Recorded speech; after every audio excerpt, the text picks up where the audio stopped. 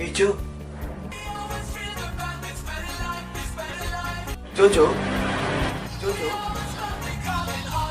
kenapa ya? Enaknya apa ah? Yo sinau lah. Lah, sekolah ayo libur, dadak sinau barang. Yo sinau online ngono yo kena to. Apa enek channel sejarah sing apik? Yo enek tah. Apa jenenge channel-e? Iku lho golek ana channel-e Fendi Indra 21. Yo sik tak golekane yo.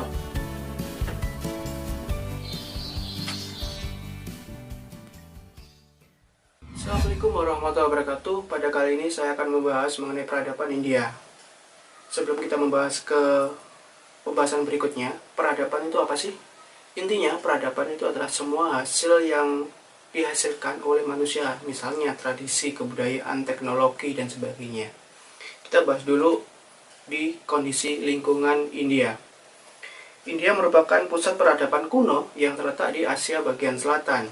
Kemudian, peradaban ini sudah ada sejak tahun 2500 sebelum Masehi. Jejak kehidupannya dapat diketahui di sekitar Sungai Indus dan Gangga.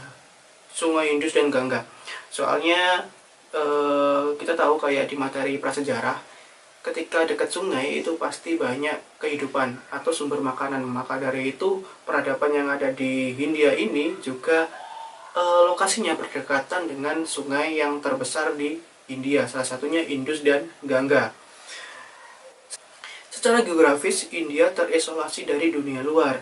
Kenapa kok dikatakan terisolasi? Terisolasi itu maksudnya di sini adalah akses masuknya ke India itu sangat sulit.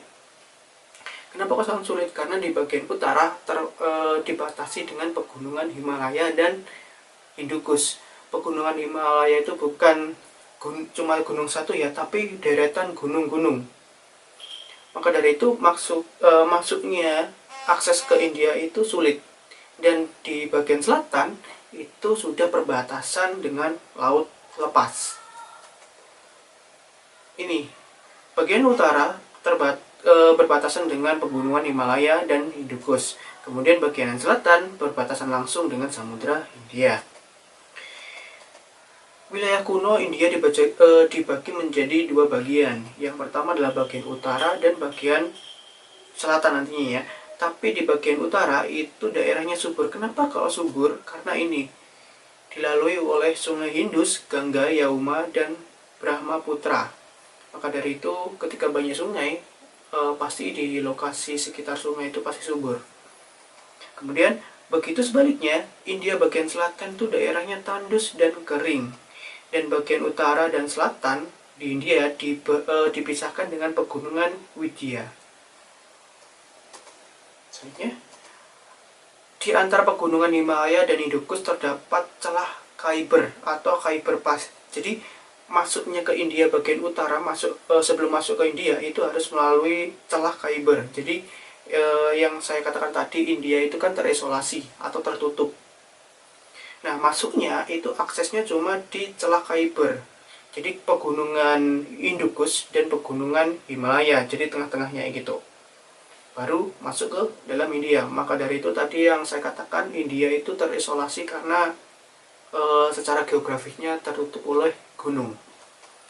Celah ini merupakan jalan masuk bagi bangsa-bangsa pendatang untuk tinggal di Sungai Gangga.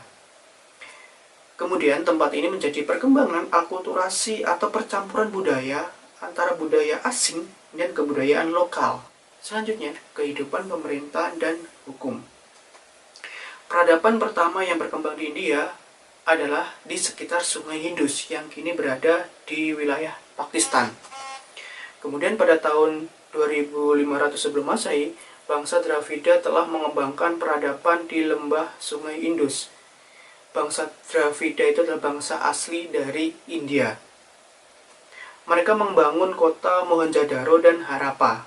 Nah, salah satu peradaban yang terkenal di India yaitu adalah Mohenjo-daro dan Harappa. Nanti kita bahas.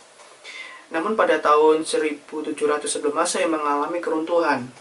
Ini disebabkan oleh serbuan bangsa Arya. Pertanyaannya, bangsa Arya itu siapa sih? Kita bahas dulu. Siapa sih bangsa Arya? Bangsa Arya merupakan bangsa nomaden yang berasal dari wilayah Rusia bagian selatan. Jadi bangsa Arya itu adalah bangsa pendatang. Jangan kebalik ya. Yang Dravida itu adalah bangsa asli dari India, dan bangsa Arya itu adalah bangsa nomaden atau bangsa pendatang yang kemudian nanti berakulturasi dan menghasilkan suatu kebudayaan yang ada di India. Mereka masuk melalui celah Khyber tadi dari pegunungan Hidukush dan mendorong berdirinya beberapa kerajaan. Dari percampuran kebudayaan tersebut ya, mendorong beberapa kerajaan, salah satunya adalah Magadha, Maurya, dan Gupta. Selanjutnya, di kehidupan ekonomi, lembah sungai Indus dan Gangga sangatlah subur dan cocok untuk melakukan kegiatan pertanian. Kegiatan pertanian menghasilkan padi, gandum, kapas, dan buah-buahan. Kemudian, dan banyak masyarakat yang berprofesi sebagai perajin gerabah. Kenapa kok perajin gerabah?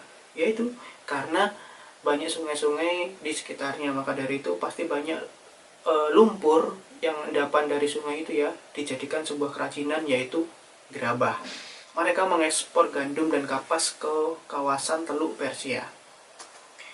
Kemudian kehidupan sosial budaya dan kepercayaannya. Kebudayaan India berkaitan dengan Hinduisme atau Hindu, keagamaan Hindu. Kemudian agama Hindu merupakan perpaduan antara kebudayaan Arya dan Dravida.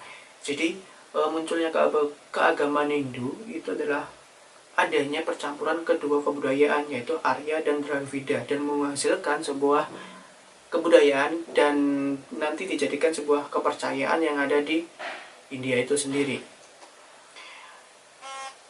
Pada tahun ini ya, berkembang di Sungai Gangga. Oleh karena itu Sungai Gangga disebut Hindustan atau tanah milik orang Hindu, karena lahirnya Hindu di situ.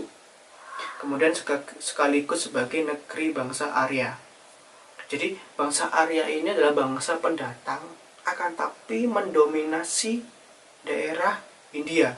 Jadi yang suku aslinya bangsa Dravida itu malah menjadi bawahannya dari bangsa Arya.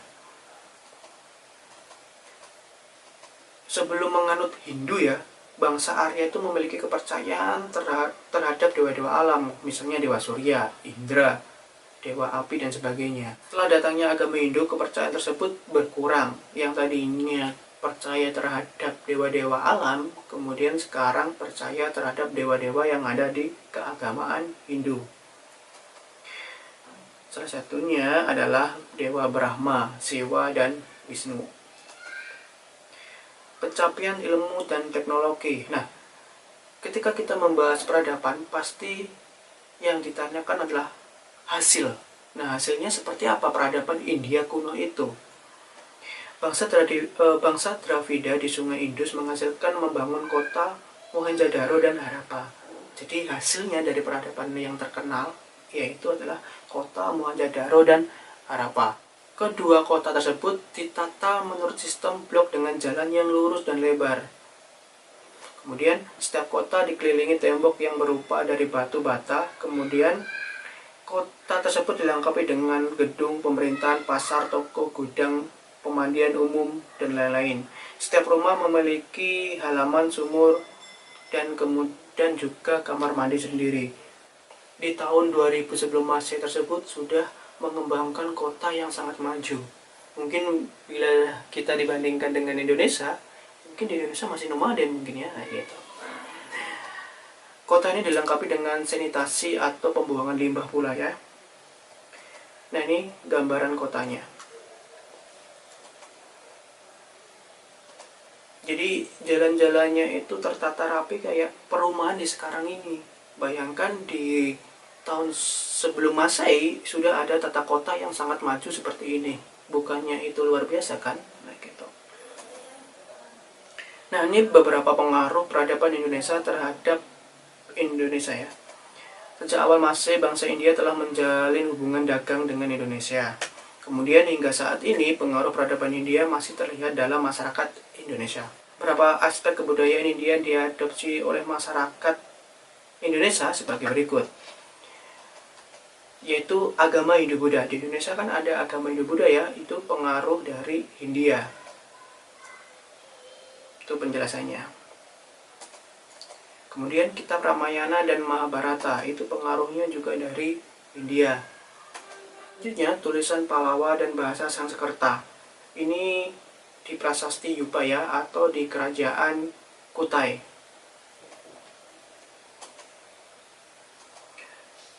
Kemudian bangunan candi, ini juga dipengaruhi oleh India. Dari sistem pemerintahannya dan struktur masyarakatnya itu, yang pertama adalah mengenal sistem pemerintahan bercorak Hindu-Buddha. Kemudian pemerintahan dipegang oleh raja. Ada lagi salah satu stratifikasi sosial yang dipengaruhi oleh pengaruh India ini, peradaban India, yaitu adalah tentang mengenalnya sistem kasta. Ini sudah habis, semoga bermanfaat. Kurang lebihnya saya mohon maaf. Saya akhiri. Assalamualaikum warahmatullahi wabarakatuh.